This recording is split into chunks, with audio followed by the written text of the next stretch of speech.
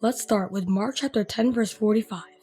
It says, "For even the Son of Man did not come to be served, but to serve, and to give his life as a ransom for many." Serving God with love in all our heart isn't yet easy at all today. There are so many things that distract us away from the ease of serving God. And even if we think we are serving God, we need to make sure that we are doing it out of pure love. A lot of us don't know the true meaning of having a heart after God. So, we will be going over 3 things today. Number 1, what does it mean to have a heart of a servant? Number 2, what are some things that block us from our path to having a heart of God? And finally, what are some ways I can do to realign my heart back to God's wants and desires? So, what does it mean to have a heart of a servant? A servant, according to the Bible, is not a weak person. It's not someone that has something to do with how powerless they are. From Mark chapter 10 verse 45, we know that Jesus was a servant, but at the same time, we know that Jesus is an omnipotent, powerful God. So Jesus' servanthood claims that servanthood is not scaling your power. We need to recognize that we are servants of Jesus, but at the same time, Jesus also insisted on serving us too. But many people get confused with the definition of being a servant of God. A godly servant's heart serves and loves the people around them as a result of an excess of obedience and love for God. When we serve God, we need to acknowledge the fact that we are doing it out of love, not pride, not for our own benefit, but for God Himself, so we can glorify Him. Before servanthood, we need to primarily have love, and in order to obtain love, we need to meditate, grow, and know in Him. Now, what blocks us from serving God with the right heart? Number 1, busyness and wrong priorities.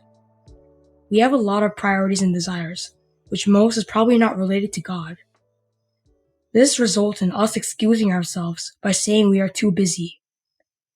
But there is a most smooth, subtle way that busyness gets into a servant's heart. Luke chapter 10 verse 30 to 42 says this: "As Jesus and His disciples were on their way, He came to a village where a woman named Martha opened her home to Him. She had a sister called Mary, who sat at the Lord's feet, listening to what He had said. But Martha was distracted all by the preparations that had to be made. She came to Him and asked, 'Lord, don't you care that my sister has left me to do the work by myself?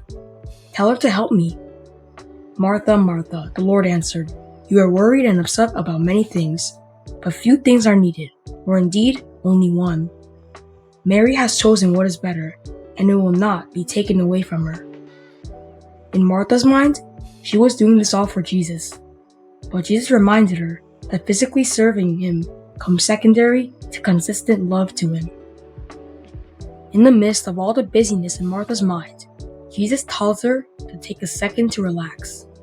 We need to learn to be still and dwell on Him, because if we don't know Him and take the time to indulge in His character, we can't really serve Him. We can't really serve a God that we don't even know. Number 2, sense of obligation. Serving with a sense of obligation makes you not really have a mind seeking God's grace. You go to a mission trip because that's how other Christians do it in the summer. You go to church on retreats because others are doing it, and your parents are forcing you to go. But when we have a mind that's founded from being forced by someone or something, you will not do these things with the right mind. It will be treated like a routine and a checkoff list, which is what a lot of people fall into. They think going there is enough, but you need to meditate and digest what you earn from those church services. Those are cheats and those mission trips as well. When you treat something like a burden, you're not really serving out of love. 1 Corinthians 13 verse 1 to 3 says this: "If I speak in the tongues of men or angels, but do not have love, I am only a resounding gong or a clanging cymbal. If I have the gift of prophecy and can fathom all mysteries and all knowledge, and if I have a faith that can move mountains, but do not have love, I am nothing. If I give all I possess to the poor and give over my body to hardship that I may boast, but do not have love, I gain nothing." This verse says you can do the most faithful things that you can commit yourself to. You can help millions of homeless people, You can go to countries in poverty. You can do the most God-pleasing things in your life. But if you do not do it out of love, it will mean nothing to God. Think to yourself, how many times have I turned away from God? And yet, how many times has He still chose to love me? That is the genuine love that leads you to joyfully serving the people around you. Genuine love can only be sustained when we first recognize and really get to know the kind of patient and steadfast love that God has for us. Number 3, pride. Pride is just summed up in one thing. It's not about you, it's about God. 1 Corinthians chapter 1 verse 26 verse 31 says this: Brothers and sisters, think of what you were when you were called. Not many of you were wise by human standards. Not many were influential. Not many were of noble birth. But God chose the foolish things of this world to shame the wise. He chose the weak things of the world to shame the strong. And God chose the lowly things of this world and the despised things, and the things that are not, to nullify the things that are, so that no one may boast before Him. It is because of Him that you are in Christ Jesus, who has become for us wisdom from God. That is our righteousness, holiness, and redemption. Therefore, as it is written, let the one who boasts, boast in the Lord. The church of Corinth was filled with spiritual gifts, which will make the church look very godly. In the passage, Paul reminds the church that it is not through the power of wisdom or even your own service and the works that make the people experience salvation. Many of the Corinthian Christians were beginning to think of themselves very highly, a lot of self-esteem because God was working in them. We need to realize that when we experience a sign, a gift, a wonder from God, it's not because we did something wonderful that God blessed us, but it was because God was so great. God's emphasis on servanthood is the opposite of what the world will teach you about what it is. Serving is not about who is worse or who is better. Jesus served others and demonstrated servanthood. He showed us humility, humble acts of service. Humility is the key to serving God, because humility agrees that God receives all glory. Verse 27 and verse 29 says that God chose us and we should not boast about it. Ultimately, humility is the key to win pride of yourself, since you will serve God for God, not for your achievements or your superiority. But how do I serve with the right heart? Know God. Meditate in His Word. Know why you're serving in Him. Love Him, and love will only be created from knowing Him and dwelling in Him and growing in Him. Serve Him joyfully. Pray to God continually. To love God means you will also resist temptations, and you will put aside the things that turn you away from Him. But if you're falling onto the trap of one of the obstacles that block you from serving, here's 3 ways you can realign yourself to serve with God-given purpose. Number 1, be reminded of God's service. The Bible shows God's past, and every part of the Bible shows God. So if you read and meditate on the Word right, you will fear God of His holiness and His love. Number 2, take time to rest in God's presence.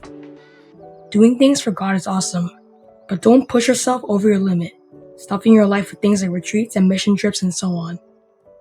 If you overstress yourself, the actions will ultimately result in treating it like a checkoff list again. Even if you do it out of love in the first place, you will be stressed and try to get it over with instead of rejoicing in it. Just like Martha, we should take time to practice stillness and rest in God's presence, which stillness can also lead you to love. Number 3, seek humility. James 4 verse 10 says this: Humble yourself before the Lord, and He will lift you up. Humility will destroy pride, which is one of the obstacles that you will face from serving God. Humility is to disregard all concern for rank and superiority, with a low view of one's importance. One of the best ways to be humble is to recognize His greatness and sovereignty. So, reading the Bible is a very good choice. When you realize God's power, you will realize you are nothing compared to Him, which makes you realize you have to do it for God, not doing it for you. So, let's go over what we learned today. First, we have the obstacles we face in our road of servanthood.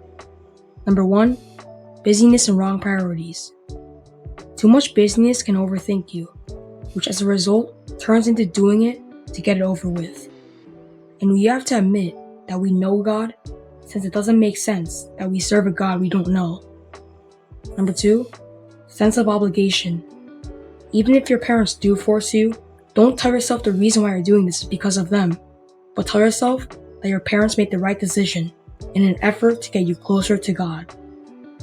Finally, number 3, we have pride. Remind yourself that you're not doing it in honor, glory, and superiority towards you, but towards God. Then we have to serve Him right. Pray, acknowledge, know, grow, and meditate in Him. Seek humility. Practice stillness. Finally, what can we do to make us realign our heart back to God? Number 1, be reminded of God's service and read the Bible. Be reminded of His holiness in His service, what He has done for us, and what miracles He has worked in the Bible. Number 2, take time to meditate, grow in Him, and practice stillness, which will get you to know Him better as your God.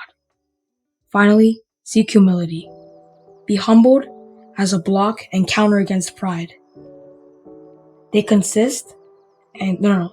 coexist. If you have pride, you won't be humble. If you're humble, you won't do anything for yourself.